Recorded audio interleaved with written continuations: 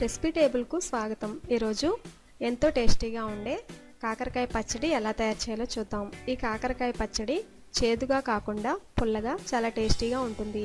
చాలామంది కాకరకాయని ఇష్టపడరు కాబట్టి ఇలా పచ్చడిలాగా చేసుకుని తింటే ఆరోగ్యానికి ఎంతో మంచిది. కావలసిన పదార్థాలు: కాకరకాయలు పావు కేజీ ఇలా చక్రాల్లా కట్ చేసుకుని ఒక పక్కన పెట్టుకోండి. కారం 4 లేదా 5 టేబుల్ స్పూన్స్ లేదా 50 గ్రాములు, ఆవపిండి 2 టేబుల్ స్పూన్స్, మెంతిపిండి 1/2 టేబుల్ స్పూన్, ఉప్పు 4 టేబుల్ స్పూన్స్ లేదా రుచికి సరిపడినంత, నిమ్మరసం 1.5 టేబుల్ స్పూన్, అల్లం వెల్లుల్లి పేస్ట్ 2 టేబుల్ స్పూన్స్, వెల్లుల్లి రెమ్మలు 10,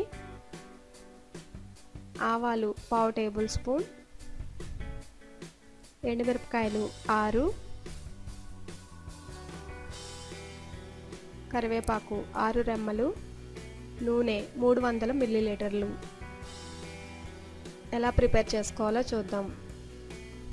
ఒక బాండీలో ఆయిల్ వేసుకొని హీట్ అయిన తర్వాత చక్రాల్లా కట్ చేసి ఉంచుకున్న కాకరకాయ ముక్కలను వేసుకొని ఫ్రై చేసుకోండి. ఈ కాకరకాయలను కడుగుకున్న తర్వాత వాటర్ లేకుండా శుభ్రంగా తుడుచుకుని తర్వాత ముక్కలుగా కట్ చేసుకుని పక్కన పెట్టుకోండి. ఇప్పుడు ఇలా బాగా ఫ్రై అయిన తర్వాత వీటిని ఒక ప్లేట్లోనికి తీసుకోండి, ఒక పక్కన పెట్టుకోండి. ఇప్పుడు పోపు ఎలా పెట్టుకోవాలో చూద్దాం. మిగిలిన ఆయిల్లో వెల్లుల్లి రెమ్మలు వేసుకుని వెల్లుల్లి రెమ్మలు కొంచెం ఫ్రై అయిన తర్వాత ఆవాలు వేసి ఆవాలు చిటపటలాడిన తర్వాత అల్లం వెల్లుల్లి పేస్ట్ వేసుకుని 1 నిమిషం పాటు ఫ్రై చేసుకోండి. అంటే పచ్చివాసన లేకుండా ఉంటుంది కనుక ఫ్రై చేసుకోవాలి. తర్వాత ఎండుమిరపకాయలు కరివేపాకును కూడా వేసి వేయించుకోండి. ఇప్పుడు కొంచెం సాల్ట్ వేసుకుని ఒకసారి కలుపుకుని కొంచెం పసుపుని యాడ్ చేసుకుని స్టవ్ స్విచ్ ఆఫ్ చేసుకోండి. ఈ పోపును చల్లారనివ్వాలి.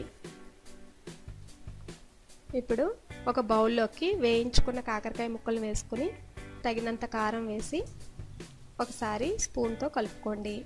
చేతితో అయితే చెయ్యి మండుతుంది కాబట్టి స్పూన్తో కలుపుకోండి. తర్వాత మెంతిపిండి ఆవపిండి వేసుకుని కూడా కలుపుకోండి. మెంతులను దోరగా వేయించి పొడి చేసుకుని పెట్టుకోవాలి. బాగా కలుపుకున్న తర్వాత చల్లారిన ఈ పోపును ఇప్పుడు పచ్చడిలో వేసుకుని కలుపుకోండి. చిన్నపిల్లలు అలాగే చాలామంది కాకరకాయని ఇష్టపడరు కాబట్టి ఇలా పచ్చడిలాగా చేసుకుని వారికి పెడితే కాకరకాయ ఆరోగ్యానికి చాలా మంచిది. తర్వాత కొంచెం లెమన్ జ్యూస్ని యాడ్ చేసుకుని బాగా కలుపుకోండి. లెమన్ జ్యూస్ వేయడం వల్ల కాకరకాయలలో చేదు పోతుంది. ఆల్రెడీ బాగా ఫ్రై చేసాం కాబట్టి కాకరకాయ చేదుగా ఉండదు. చూసారు కదా, టేస్టీగా అలాగే ఈజీగా అయిపోయే కాకరకాయ పచ్చడిని మీరు కూడా తయారు చేసి మీ యొక్క ఫీడ్బ్యాక్ను నాకు పంపించండి. అలాగే మీకు ఏమైనా రెసిపీస్ కావాలంటే నాకు మెయిల్ చేయండి. మరిన్ని రుచుల కోసం రెసిపీ టేబుల్ను సబ్స్క్రైబ్ కాగలరు. ధన్యవాదములు.